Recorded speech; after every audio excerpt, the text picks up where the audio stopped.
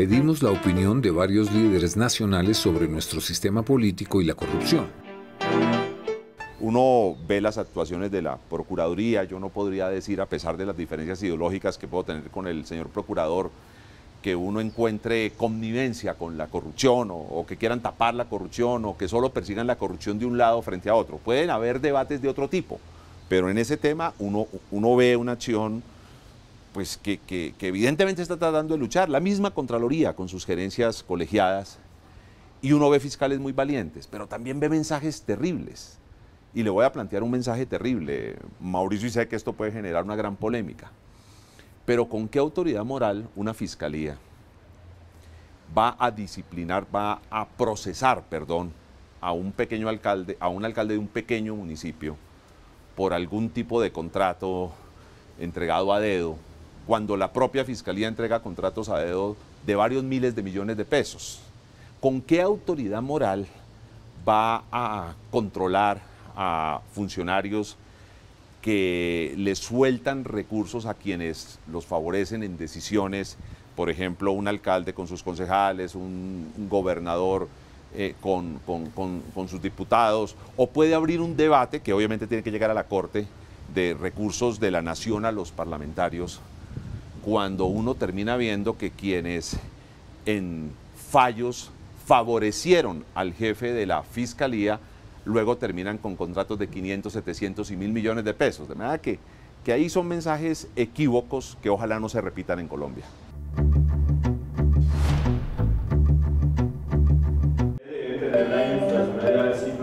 Nuestro sistema de educación es blanco de los corruptos por las altas sumas de dinero que mueve sin mayores controles oficiales.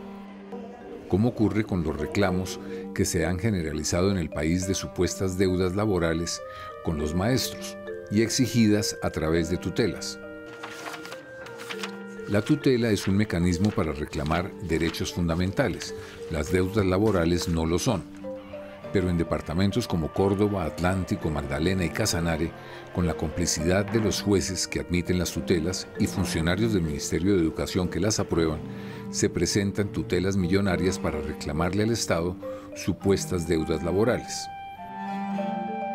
Por pedido del Ministerio de Hacienda, la Corte Constitucional revisó las tutelas de los maestros y dictaminó que eran ilegales por no reclamar un derecho fundamental. Se logró evitar así el pago fraudulento de al menos 200.000 millones de pesos. Entonces vamos a explicar con el viceministro. Hace 3 meses, la ministra de Educación, Gina Parodi, denunció la existencia de 5.955 profesores y 182.600 alumnos fantasmas que saqueaban el sistema de educación. Y un video publicado en marzo dejó ver las fallas de la alimentación escolar cuando varios niños son fotografiados con un mismo refrigerio en Aguachica, Cesar. ¿En qué anda la historia de los profesores y alumnos fantasmas? Esta es una historia bien delicada para el país, porque se comprueba todos los años que hay personas que aparecen en la nómina, pero en realidad no están en los colegios. ¿Qué hacemos nosotros? Nosotros hacemos una práctica preventiva, es decir, antes de girar los recursos, hacemos este examen, esta auditoría concienzuda, detallada, y eso nos permite a nosotros no girar los recursos de los colombianos sabiendo que hay esto. Este año, por ejemplo, 150.000 millones de pesos no se enviaron por esta razón, y eso nos permitió invertir esta plata en herramientas que realmente mejoren la calidad de los estudiantes en Colombia. Bueno, el otro gran escándalo ha sido el de la alimentación escolar. ¿Qué corrupción hay ahí? Esta es una corrupción que lleva 30 años en el país. Aquí se hicieron unas mafias que llevan 30 años consolidándose. Nosotros hemos tenido que salir a denunciar esto con nombre y apellidos por investigaciones que ha hecho este ministerio. ¿Y qué es lo que ha pasado? Primero, hay distintos bolsillos, 6 bolsillos que pagan la alimentación escolar. Está el gobierno nacional, están los gobiernos locales, están regalías, los municipios, en fin, 6 bolsillos. Y después hay muchos intermediarios también.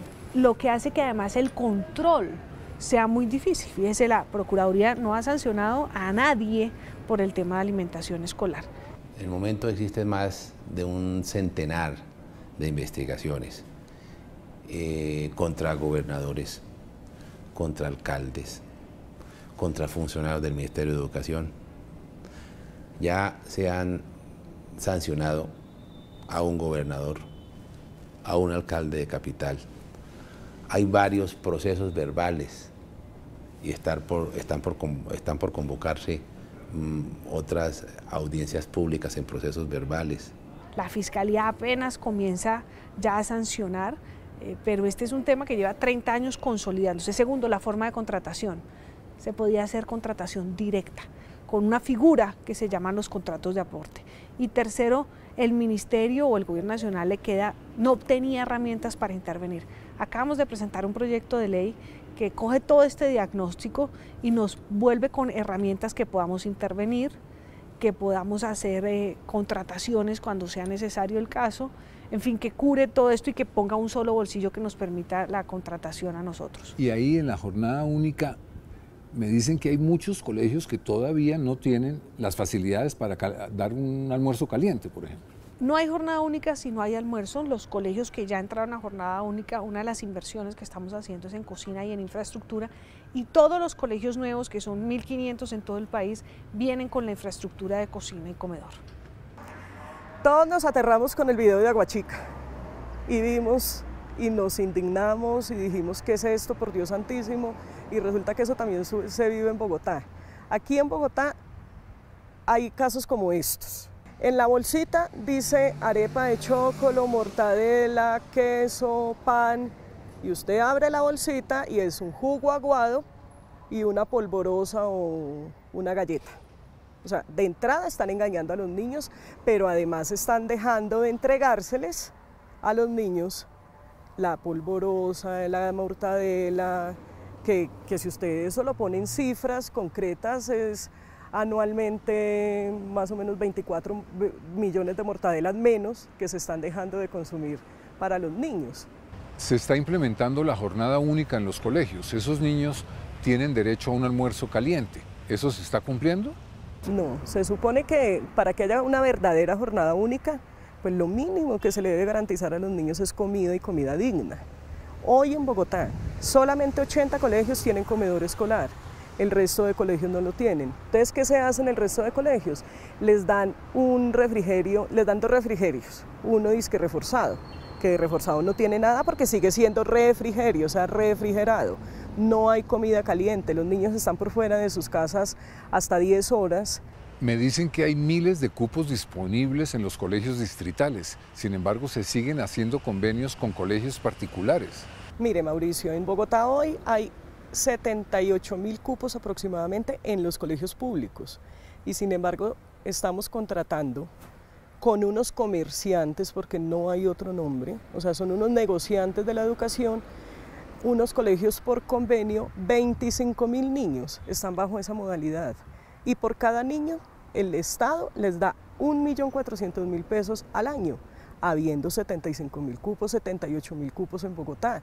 Eso no tiene ningún sentido. Uno de los problemas graves que está teniendo la política en Colombia, Mauricio, es que ya ciertas cosas mínimas como de pudor, ¿sí? De que esto puede que sea legal pero no se debe hacer, ese tipo de cosas se han ido perdiendo y entonces uno ve cómo los altos funcionarios del Estado con toda desfachatez meten a su familia en los asuntos y simplemente porque dicen que no hay norma que lo prohíba van justificando cualquier tipo de conducta y al ciudadano pues lo presionan de esa manera. Tenemos, bueno, presidentes de la República que con toda tranquilidad dicen que la mermelada es la manera de gobernar y que ellos no están haciendo nada indebido, presentando la mermelada como una cosa inocente y no lo es. Lo menos que es la mermelada es un acto de constreñimiento al elector. Es una extorsión al ciudadano, es decirle al campesino, si usted no vota por mí, yo no le hago con la plata del Estado el puente que necesita su vereda. Eso es, digamos, lo mínimo que sucede, pero de ahí para allá está la idea de que con la mermelada se compra al alcalde para que el alcalde ponga unos votos en una determinada dirección y está establecido que en la mermelada el político que aporta la mermelada adquiere un cierto derecho para escoger al contratista que hace la obra pública y ese contratista le tiene que dar un porcentaje a ese político de la contratación estatal. O sea, ahí hay toda una gama de corruptelas y de detalles, pero al final todo el sistema es un sistema montado sobre, repito, el delito menor es el de constreñimiento al elector y de ahí para allá súmele lo que quiera. Para hacer política en Colombia es más importante tener dinero que ideas. Pues es la degradación de la política que estamos viviendo. Efectivamente hoy, para ser elegido, en la inmensa mayoría de los casos se requieren grandes cantidades de dinero. Y por eso yo creo que uno de los orígenes de la crisis que tiene Colombia política es la financiación de las campañas políticas. ¿Cómo se financian? Y por ende, ¿en cuánto se financian? Entonces, por ejemplo, si usted mira, las campañas tienen unos topes que nadie respeta. Prácticamente nadie, digamos, respeta, son topes que no guardan relación con el real costo de una campaña. ¿Sí los castigan por violarse los topes? A nadie, que yo sepa, han castigado, por ejemplo, a nivel nacional, a nadie han castigado por violarse los topes. Y yo creo que más del 80% de la gente que aspira al Senado se vuela los topes que están establecidos por ley. Para una campaña al Senado, el tope en la elección pasada era más o menos 700 millones de pesos, alrededor de eso. Es una campaña nacional. Y yo creo que más de la mitad de los senadores elegidos superaron los 5.000 millones de pesos fácilmente.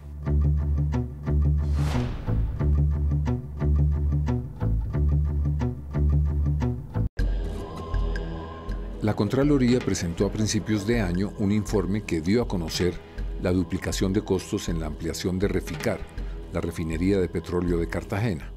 Se pasó de cerca de 4.000 millones de dólares en el 2009 a más de 8.000 millones en octubre pasado. Los sobrecostos superarían los 12 billones de pesos. Este sería el mayor sobrecosto de una obra de infraestructura en la historia del país. Se programó pues construir una refinería en Cartagena que era la modernización de la actual refinería que fue construida en 1956. Y entonces se dijo que deberíamos ser autosuficientes en diésel y autosuficientes en gasolina. Y ese era uno de los objetivos de la construcción. Y hubo unos compes en el 2004, 2005, ahí se buscó pues la forma, y están las constancias de un ministro de ese entonces de Hacienda, Carrasquilla, que no había el dinero para construir del Estado. Entonces resolvieron buscar un socio estratégico y encontraron una firma internacional con mucho poder llamada Glencore, pero el COMPES ordenaba que esa firma tuviera experiencia en la construcción y en el montaje y funcionamiento de refinerías. Y se seleccionó una firma que no tenía ninguna experiencia en ese sector, que fue la firma de Glencore. Y se comenzó a construir una refinería en Cartagena cuando solamente estaba diseñado el 21% del proyecto, que es grave. Y así sucesivamente se fueron cometiendo una serie de errores, pero a mí me parece el error más grande de este proceso es que la firma Glencore, que usted la busca para que sea el socio estratégico, que aporte el 51%, porque el Estado colombiano no tiene la capacidad económica para hacer esa erogación del presupuesto nacional de 4.000 millones de dólares aproximadamente que se había calculado, cuando ya está todo firmado, está ya adjudicada en una licitación pública internacional donde participaron 38 empresas, y después que maneja la Junta de Reficar porque es mayoritaria y que impone un constructor que es CBI, entonces dice yo me voy. Y se fue. Ellas le habían pagado 630 millones de dólares y le devolvieron 590 millones de dólares. Me dicen que hay unos contratos en inglés, que miles de contratos. Bueno, el tema de la contratación es un tema que es lo más grande. Eso es un tema de 2.460 contratos en la refinería de Cartagena, que tiene un alto costo la contratación laboral, el aspecto laboral, pero el técnico también tiene un alto componente, digamos de unos 4.000 millones de dólares. Y encontramos, la gran sorpresa es que todos los contratos están en inglés. Todos. Y la ejecución de los contratos está en inglés. Entonces, ¿qué sucede? Pues la obligación es que esos contratos debían estar en nuestro idioma, en el español, que es lo usual. Y es lo que ordena la ley. ¿Y eso cuánto puede costar traducirlo? No, entonces ahí encuentro y le doy un dato para que usted lo conozca, es que un traductor que tiene que ser oficial, que está registrado en el Ministerio de Relaciones Exteriores, cobra 159 pesos por palabra. La traducción de una página que tiene aproximadamente entre 300 y 350 términos vale 55.000 pesos. ¿Una página? Una página. Y un contrato tiene un promedio entre 60 y 100 páginas en la ejecución. Entonces, fácilmente, un contrato puede llegar a tener un costo de 300.000 pesos, de 400.000 pesos. Multiplíquelo por 2.400, nosotros estamos sobre los 10.000 a 12.000 millones de pesos. Entonces, ¿qué ha hecho la Contraloría? Ni ellos nos los pueden traducir porque no nos da credibilidad, ni nosotros podemos hacerlos porque no somos traductores oficiales, a pesar de tener funcionarios que tienen el conocimiento del inglés y pueden hacer la traducción. Entonces hay que pagar esa traducción. Comenzamos a seleccionar 200 contratos, inicialmente los más grandes, los que resultan pues sospechosamente irregulares en la actuación que hemos hecho, ya de auditoría que estamos haciendo en una actuación especial, y pues si necesitamos ya 1.200 millones para la traducción de 200 contratos de la famosa construcción de la refinería de Cartagena. Mire, yo creo que hay que hacer aquí una combinación de todas las formas de lucha. Primero, educar. Esto es el tema de la familia, los valores, en el colegio, la educación cívica, la ética en el ejercicio de cualquier profesión. Por supuesto, establecer inhabilidades. Mire, esto es una vergüenza. Los funcionarios de la Procuraduría, la Contraloría, la Fiscalía, ¿quién los ronda? Salen de los cargos y resulta que a los 2 o 3 meses ve uno la cantidad de contratos que tenían con magistrados, con congresistas, con los parientes, con las señoras. Esto es totalmente inaceptable. Tenemos que lograr que en Colombia todo el mundo declare renta, que cualquier funcionario público, en el Ejecutivo, en el Legislativo, en el Judicial, tenga que presentar la declaración de renta suya, de su esposa y de sus hijos menores, porque hay muchísimo testaferrato a través de las familias y de los hijos menores.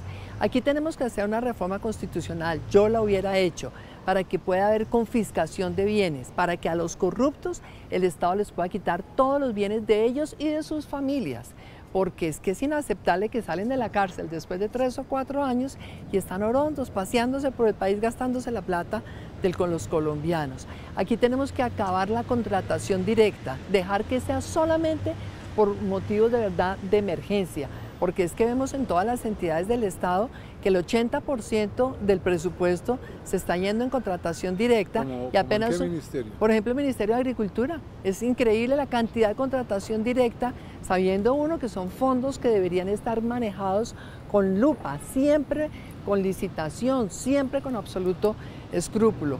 La contratación directa tiene que ser absolutamente excepcional.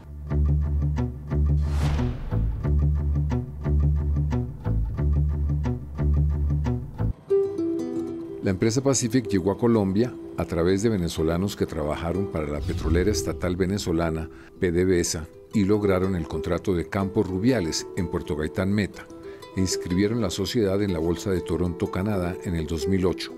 Un año después se inscribieron en la Bolsa de Colombia. El negocio petrolero tendió a convertirse en un instrumento para captar dinero y para octubre del 2011 Pacific tuvo en la Bolsa de Colombia más volumen de negociaciones que el propio Ecopetrol. Llegó a ser la 5ª empresa más grande del país. La Superintendencia Financiera renunció a vigilar a Pacific en Colombia y quedó solo sometida a las flexibles leyes bursátiles canadienses. Con la crisis petrolera, la acción de Pacific cayó en picada y su negociación se suspendió definitivamente tanto en la Bolsa de Toronto como en la Bolsa de Colombia. Su acción llegó a valer 65.000 pesos y cerró en su último negocio en bolsa en diciembre del 2015 en 900 pesos. En la práctica, la segunda productora de petróleo en Colombia, con más de 2.400 empleados y 3.000 contratistas, está totalmente quebrada, pues debe a bancos y proveedores unos 2.000 millones de dólares y unos 4.500 millones de dólares a quienes invirtieron en bonos. Además, se desapareció el patrimonio de los accionistas, incluidos los minoritarios, y que hoy no vale nada. No se entiende por qué la Superintendencia de Sociedades no ha declarado su liquidación obligatoria. Hay 3 grandes fuentes de plata pública y de corrupción. Las regalías, donde se ha hecho un esfuerzo, digamos, por mejorar, que tengan que presentar proyectos que tengan vigilancia, etcétera, pero además están las vacas flacas. Ahorita hay poca plata de regalías.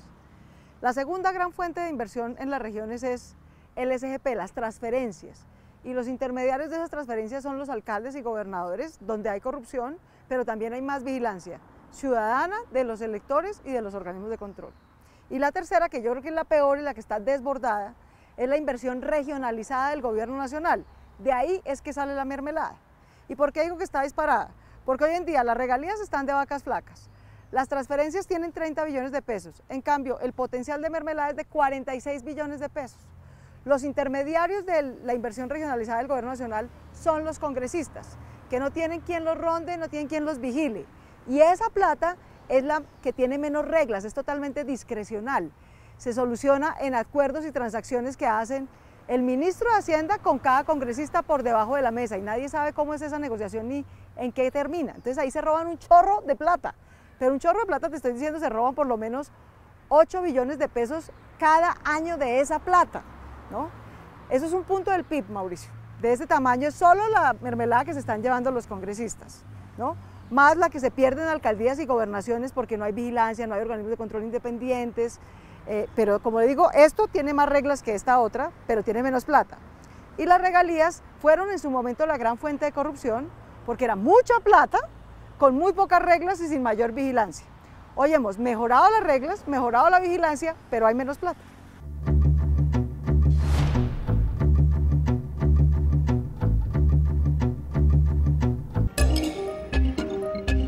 Más de 1.000 ahorradores le confiaron sus dineros al Fondo Premium, representado en el país por la firma Interbolsa. Los damnificados reclaman 320.000 millones de pesos que le confiaron al Fondo Premium. Las dos cabezas del fondo, Tomás Jaramillo y Juan Carlos Ortiz, reconocieron haber cometido estafa, haber manipulado la acción de Fabricato y haber participado en un concierto para delinquir, pero no aceptaron los cargos relacionados con la captación masiva y habitual de dinero y con el hecho de no haberlo reintegrado. En el proceso, que lleva ya 3 años, la Fiscalía decidió otorgar el principio de oportunidad a Juan Carlos Ortiz y a Tomás Jaramillo en el cargo más severo que afrontan, la captación masiva y habitual de dinero. La figura jurídica del principio de oportunidad aquí se invirtió. Normalmente, en el principio de oportunidad, los mandos medios o bajos de una organización delatan a las cabezas principales. Aquí va a ser al revés. Jaramillo y Ortiz planean colaborar con las autoridades a cambio de una sustancial rebaja de sus penas. Y mientras tanto, el dinero de la estafa no se sabe en dónde está. Hay un círculo vicioso. La falta de resultados, de trabajo, de propuestas y la corrupción han ido generando una desconfianza entre la gente y los políticos. Como esa desconfianza crece, cada vez les salen menos votos libres y necesitan más votos comprados. Como tienen que comprar más votos, las campañas les resultan más caras. Como las campañas les resultan más caras, tienen que sacar mayores tajadas y tienen que robar más para poder financiar sus campañas. Y como tienen que robar más, la gente les cree menos y empieza esa espiral dramático en el que se ha alejado la gente de la política y cada vez hay más corrupción.